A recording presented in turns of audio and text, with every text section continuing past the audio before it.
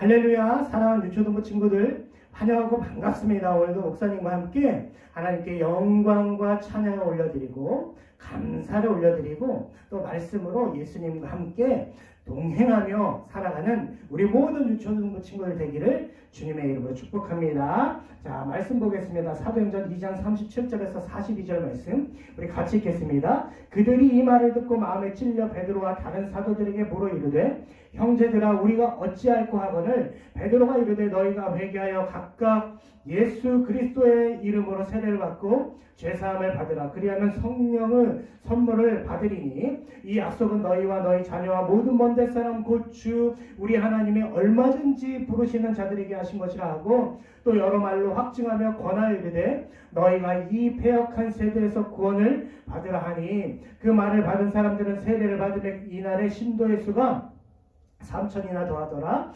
그들이 사도의 가르침을 받아 서로 교제하고 떡을 떼며 오로지 기도하기를 힘쓰니라. 아멘. 자, 오늘 말씀 제목 뭐예요? 교회와 예수님을 믿는 우리들이 온전하게 세워져야 하는데 온전하게 세워질 수 있는 그 방법은 뭔지 우리 목사님과 함께 말씀을 통하여 우리 살펴보도록 하겠습니다. 자, 첫 번째 뭐예요? 교회와 예수님을 믿는 우리들은 성령님을 인격적으로 만나야 온전하게 세워질 수 있어요. 성령님을 인격적으로 만나야 돼요. 약속된 성령님의 오심, 성부 하나님의 약속, 성자 예수님의 약속, 구약의 말씀이 있었고 그리고 드디어 초대교회, 자, 초대교회라는 것은 한자로 처음 초 대신할 때 처음을 대신하는 교회가 이제 설립됐어요. 처음 교회가 이제 설립이 된 거예요. 에베소서 2장 20절 말씀 보면요. 예수님께서 친히 모퉁이 돌이 되셨고 우리가 그 위에 작은 하나님 나라의 구성원으로 교회로 세워져 간다라고 말씀을 드렸죠. 우리 친구들 이렇게 그의 안에서 건물마다 서로 연결하여 주 안에서 성전이 되어가고 그리스도 예수 안에서 함께 지어져 간다고 했어요. 그래서 사도행전 처음 이 초대교회의 모습은 신도 예수가 그 말을 듣고 베드로의 말을 듣고 설교를 듣고 이제 3,000명이나 더해졌는데 사도의 가르침을 받아서 서로 교제하고 떡을 떼고 기도하기를 힘쓰는 그런 교회였다는 거예요. 그런데 여러분 가만히 한번 잘 생각해 보면 교회가 이 땅에 세워질 때 아까도 말씀드렸지만 가장 중요한 것이 뭐였어요? 약속된 성령님을 인격적으로 만나는 거예요. 약속된 성령님을. 지난주에 이제 성령님에 관한 말씀을 전해드렸는데 한번 복습해 볼게요. 자, 복습 첫 번째. 하나님께서는 언제 성령님을 보내셨죠? 무슨 절? 오순절에. 오순절에 약속대로 성령님을 보내주셨어요. 약속된 오순절날 그들이 한 곳에 모여 기도할 때 성령님을 보내주셨어요. 그렇죠? 자, 오순절은요. 자, 6월절이 있고 6월절이 4월 14일 저녁이에요. 그렇죠? 그 다음날 15일부터 21일까지 일주일간이 무교절이고 그 무교절 안에 토요일이 지난 다음날이 주일이 있는데 그날을 초실절이라고 하는데 이 초실절에 예수님께서 부활하셨어요. 그렇죠? 초실절에 부활하셨는데 자, 예수님 그로부터 50일이 지난 후 절기를 뭐라고 그러는 거야? 오순절. 한자로 다섯오 열흘순 50일이 지났으니까 오순절인데 자, 예수님께서 40일 동안 부활하시고 40일 동안 하나님 나라의 일을 가르치셨고 10일이 지난 후 약속대로 성령님이 오셨는데 중요한 건 뭐라고 그랬어요? 이 50일 동안 이스라엘의 농부들은요 기도를 많이 해야 된다고 그랬어요. 왜냐하면 첫째 주간에는 이 북서쪽에서 바람이 잘 불어야 돼요. 그리고 나머지 6주간은 남동쪽에서 바람이 이렇게 잘 불어야 돼요. 남동쪽에서. 북서쪽에서 불고 남동쪽에서 불고. 그래야 1년 농사가 잘 되는 거예요. 그래서 기도할 수밖에 없는 하나님께 간절히 은혜를 구하며 기도할 수밖에 없는 기간이 이 50일 기간. 그래서 하나님이 오순절에 성령님을 약속된 성령님을 보내주신 것은 그냥 그날 보내야겠다가 아니라 이스라엘 농부들이 간절히 기도하는 것처럼 그 예수님의 약속된 말씀을 믿고 사람들이 간절히 기도하였고 그 사람들에게 약속된 성령님을 보내주신 거예요. 오순절은 이렇게 마치 인내하며 기도를 드리던 1년 농사를 위해 기도하던 농부의 기도와 같고요. 간절히 기도했기 때문에 오순절 이후에는 곡식의 새로운 곡식 제사를 드리거든요. 그것은 새로운 시대, 새로운 하나님과 약속을 맺는 시대, 새로운 신약 시대가 열리는 것을 오순절이 뜻하는 거예요. 그래서 오순절에 성령님을 보내주셨다는 것은 매우 중요한 거고, 지난주 또 복습 두 개. 그러나 성령 하나님은 사람 생각으로 표현이 돼요? 안 돼요. 성령님은요, 크신 하나님. 자, 삼위일체 하나님 한번 해볼게요. 다시 한번 해봅니다. 성부 하나님, 또 어떻게요? 성자 예수님, 성령 하나님. 우리 인간의 생각으로, 인간의 표현으로 알 수 없는 분이라는 것을 우리가 인정해야 돼요. 오순절이 올 때요. 자, 오순절이 성령이 오실 때 어떻게 됐어요? 급하고 강한 바람. 예? 원래 유대인들은 어떻게 기도한다고 그랬어요? 서서 기도하는데 앉을 정도로 너무 이 성령의 역사가 컸어. 그리고 불의 혀처럼 갈라지는 것들이 각 사람 위에 임하여 있고 성령 충만하심을 받고 다른 언어로 말하기를 시작했다고 그랬어요. 바람, 불, 다른 언어, 방언. 예? 했는데 여러분 중요한 질문을 지난주에 목사님 드렸어요. 그런데 꼭 성령 받은 사람이 바람 같은 역사, 강한 불, 다른 방언에야 성령님 만났다고 했어요? 아니에요. 사도행전 처음 시기는 뭐가 세워지는 시기예요? 교회가 세워지는 시기니까 하나님께서, 성부 하나님께서, 성자 예수님께서 약속대로 성령님을 보내주셨다 하는 객관적인 증거가 필요했어. 그게 뭐예요? 바람, 불, 다른 언어야. 이것을 통해 성령님이 왔구나 하는 것이죠. 오늘날에는 어떻게 해요? 그 사람의 소명에 따라, 성격에 따라, 기질에 따라 다를 수 있어요. 목사님의 성격과 기질에 따라, 선생님들의 소명과 성격과 기질에 따라, 영상을 보시는 분들의 소명과 성격과 기질에 따라 다를 수가 있어요. 예를 들어서 엄마 뱃속부터 예수님 믿는 친구가 있어요. 이 친구들은 예를 들어서 큰 바람 같은, 불 같은, 방언 같은 경험이 없을 수가 있어요. 그런데 마음의 평안함과 확신 가운데 내가 하나님을 아바, 아버지라고 성령 안에서 부를 수 있다는 거예요. 성령님을 만나는 거예요. 꼭 다른 방언 해야 되고, 불 받아야 되고, 바람을 느껴야 되는 사람이 성령 받은 거 아니에요. 그래서 어떤 사람들은 쟤는 방언 못하니까 성령을 못 만났어. 쟤는 불 못 받았으니까 성령 못 만났어. 하면 돼요, 안 돼요? 안 돼요.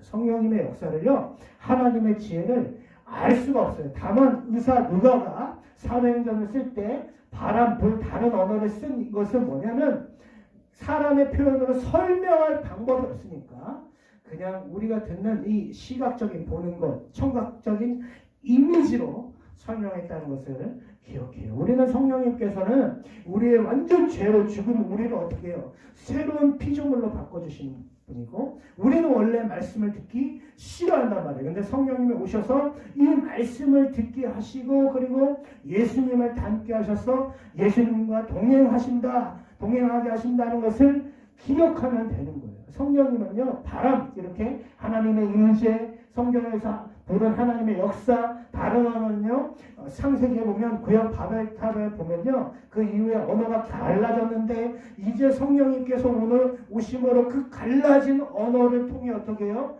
복음을 땅끝까지 전하게 하시는 분이, 이 거룩하신 분이 성령님이라는 것을 기억해야 돼요. 사람 생각으로 표현이 안 돼. 알 수도 없어. 성령님을 갖는 것이 아니라 어떻게 해요? 성령님이 오시는 거예요. 그리고 지난주 중요 복습 세 번째 뭐예요? 약속대로 성령을 기다린 사람에게만 성령님 오셨다는 거예요. 그냥 아무나 성령님 만나는 거 아니에요.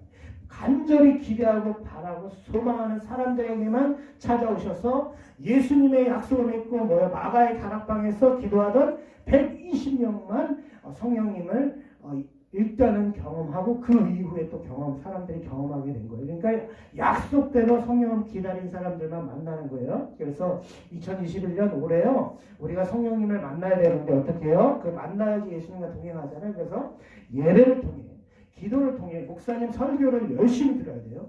믿음은 들음에서 나기 때문에 때문에 성경 읽기를 통해 우리가 성령님을 만나기를 간절히 기대하고 바라고 소망해야 되고요. 그리고 그래서 머리부터 발끝까지 어떻게 해야 돼요? 성령님의 다스리심을 받아서 성령 충만하게 걸어가시기를 주님의 이름으로 축복합니다. 그리고 오늘 두 번째 교회와 예수님을 믿는 우리들은 하나님 말씀으로 온전히 세워져 가는 거예요. 첫 번째 뭐였어요? 성령님으로 세워져 가고, 두 번째 하나님 말씀으로 세워져 가는 거예요. 사도행전 특징은 목사님의 첫 번째 시간, 올해 첫 번째 설교에서 말씀드렸는데, 사도들이 뭐 대단하다는 영웅적 이야기가 아니에요. 사도행전 특징은요, 어떤 지역에 복음이 전해졌고 그 지역에 교회가 생겨나고 그것이 관심이 있고요. 그리고 사도행전 특징은 두 번째 뭐예요? 설교적이에요. 설교를 목사님처럼 사도들이 설교를 하는 것 통해서 사람들이 복음을 받아들이고 교회가 생겨난다.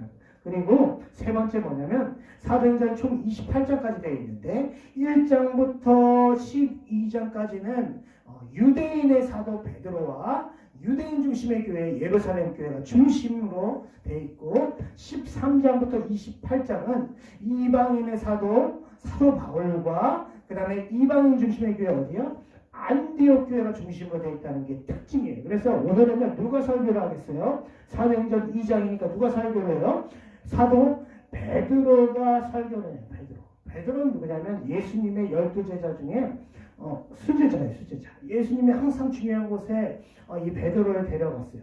가이사랴 빌립보라는 곳에는요, 주는 그리스도시요 살아계신 하나님의 아들이라는 믿음의 신앙 고백했고, 변화산에 예수님과 함께 올라가서 예수님의 그 부활하신 후에 그 영광을 미리 본 사람이 이 베드로고, 예수님 때문에 무리를 걷다가 빠지기도 했지만 무리를 걸어본 경험도 있어요.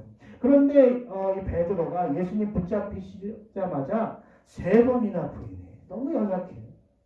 십자가에 달려 돌아가시고 나서 부활하셨음에도 다시 생업인 업으로 돌아간 매우 연약한 사람이 또 누구예요?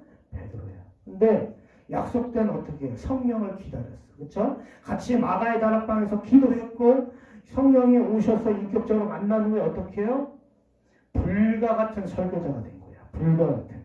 그래서 우리가 성령님을 만나야 되는 이유는 뭐냐면 우리의 연약한 마음들 있잖아요. 우리의 움츠렸던 마음들, 예를 들어서 코로나 때문에 힘든 마음들이 성령님을 만나야 담대해지는 거예요. 성령님을 머리부터 발끝까지 다스리심을 받아야 하는 이유가 여기 있는 거예요. 그래서 오늘 베드로와 설교의 핵심은 이겁니다. 첫 번째, 오순절에 성령님을 인격적으로 만난 사람들의 바람, 불, 또 뭐 했다고 그랬어요?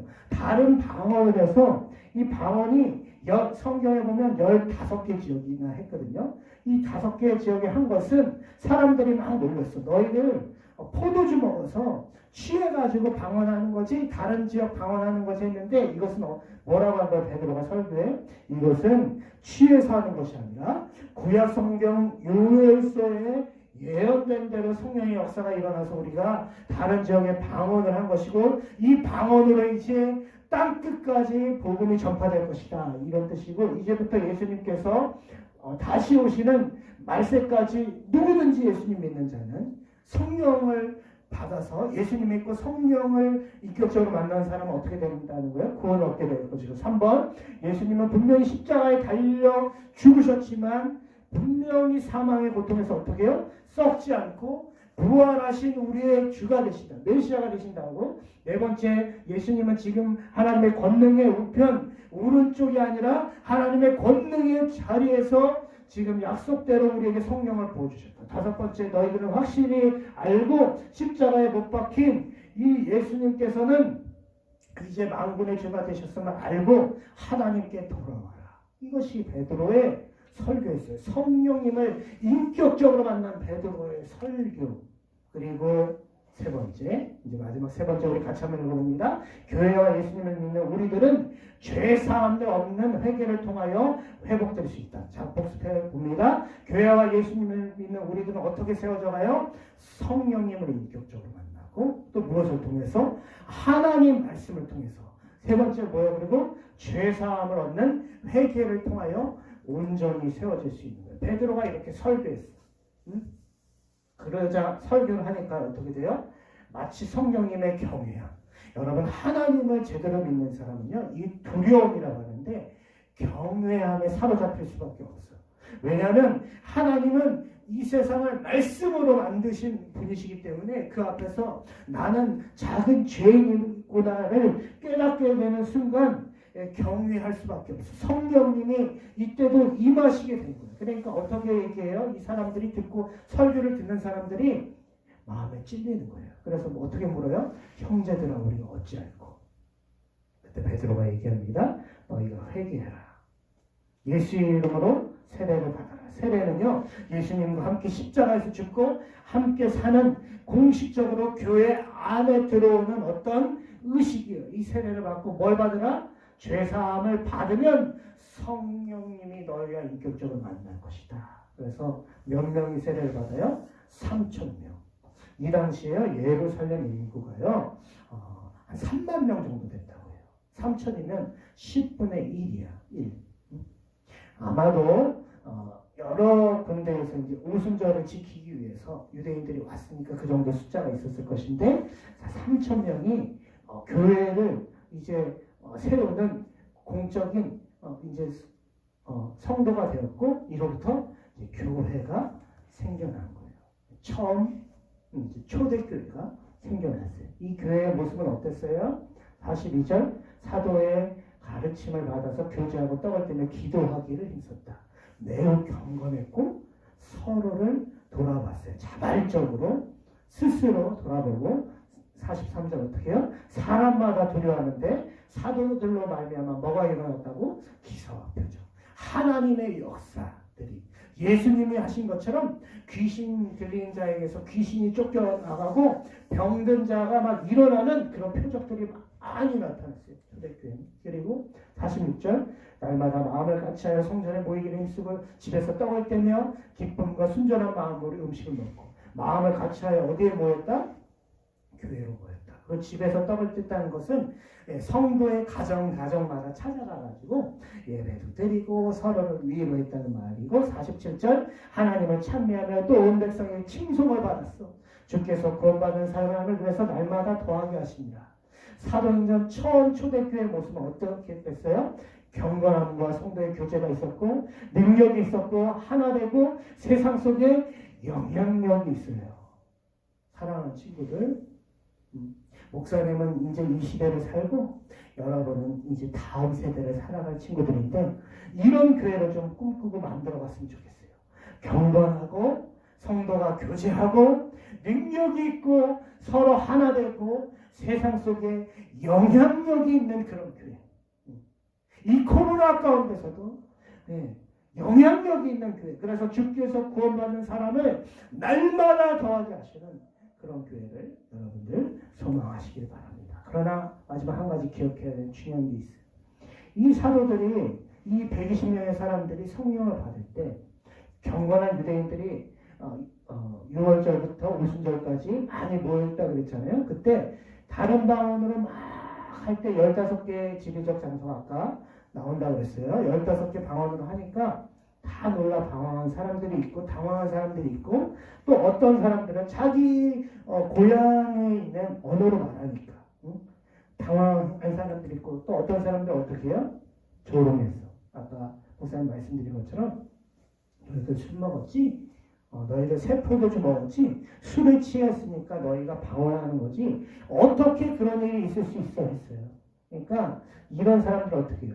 예수님 살아계실 때도 예수님께서 병 고친 사람 낫게 하고 천국 복음 전하시고 그 다음에 죽은 자가 살아나도 믿지 않았고 지금도 어떻게 하는 거예요?